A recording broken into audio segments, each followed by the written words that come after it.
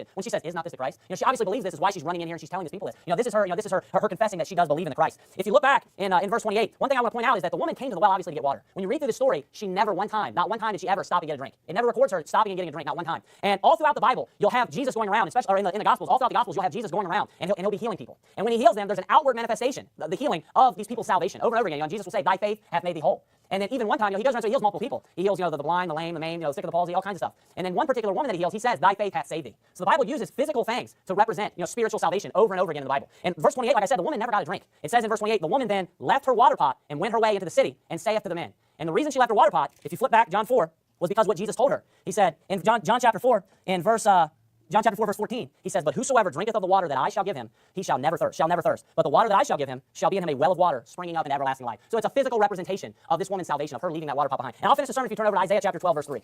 Isaiah chapter 12, verse 3.